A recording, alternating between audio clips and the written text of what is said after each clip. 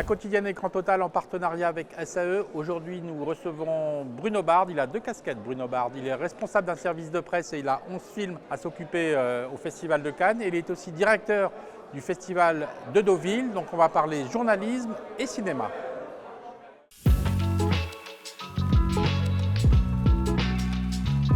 J'ai toujours eu beaucoup de films, mais j'ai toujours su m'entourer. En fait, on est quand même 6 attachés de presse au Public STEM Cinéma et on s'occupe des films à la fois dans nos festivals et aussi des films quand ils sont à Cannes, qui est pour nous le plus grand festival au monde, celui où les stars sont les metteurs en scène sur le tapis rouge. Et comme je dis souvent, il n'y a pas de cinéma quand il n'y a pas de mise en scène. Il peut y avoir de l'entertainment, mais le cinéma c'est autre chose, c'est l'art de la mise en scène.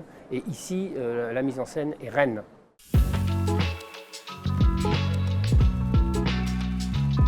Je dirais plutôt j'ai vu les choses involuer plutôt qu'évoluer. Je trouve que le niveau de la presse a beaucoup bougé, beaucoup changé, mais aussi parce que la presse a beaucoup moins de place. La culture a moins de place en règle générale. On a vu surgir des journaux qui n'ont pas grand-chose à voir avec l'art ou avec le cinéma, mais plutôt avec les chaussettes des acteurs et des actrices. Et ça m'intéresse évidemment beaucoup moins. Et je trouve aussi que l'arrivée des séries, plus cette vision populaire, mais dans le mauvais sens du terme, je trouve que c'est extrêmement dangereux sur le regard qu'on a sur le cinéma. Des films qui sont posés, des films de Bergman, de Dreyer ou de Tarkovsky, je pense qu'aujourd'hui, ils auraient du mal à exister parce que les gens sont de moins en moins patients, n'acceptent pas le cinéma qu'il leur est donné, n'acceptent pas la longueur d'un plan, n'acceptent pas un cadre particulier. Et j'en profite pour dire que le grand cinéma est un cinéma du plan et pas seulement de la séquence et de la scène.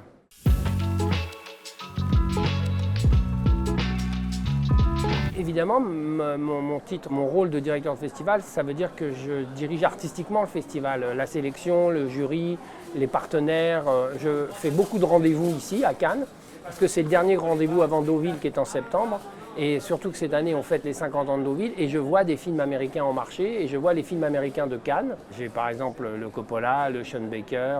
Du coup, c'est des vases communicants en fait. Faire le métier d'attaché de presse, le métier de journaliste ou le métier de directeur de festival, c'est la même chose. En fait, c'est transmettre l'amour du cinéma, montrer des films et faire que les gens puissent se les partager, puissent en parler. La presse, c'est un mouvement de cinéma. On discute, la critique, on discute, le ciné-club, on discute. Et ça fait partie des 3 mouvements de cinéma. Il y a avant, c'est la pré-production, il y a pendant, c'est la réalisation, et il y a après, c'est-à-dire quand l'œuvre, elle appartient à ceux qui vont la regarder, qui vont la disséquer, qui vont l'aimer, j'espère, parce qu'il faut comprendre que quand on n'aime pas un film, on est toujours très triste.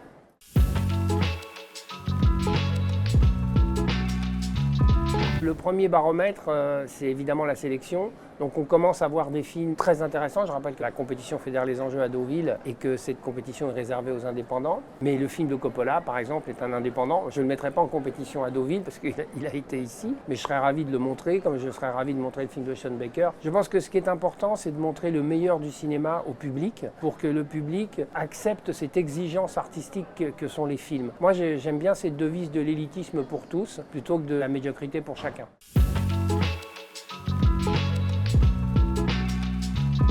Je trouve que Jonathan Glazer, c'est un cinéaste extrêmement impressionnant. Je trouve qu'Ari Aster aussi, c'est très impressionnant. Gareth Edwards, c'est très impressionnant. Et puis on a quand même toujours dans le cinéma français, pour moi, le trio de tête, qui est Xavier Giannoli, Bruno Dumont et Léo Carax. Et je pense que ces cinéastes-là, à chaque œuvre, à chaque film, disent quelque chose à la fois sur le cinéma et à la fois sur le monde, ce qui est la définition d'un bon film que disait Truffaut, un point de vue sur le monde, un point de vue sur le cinéma.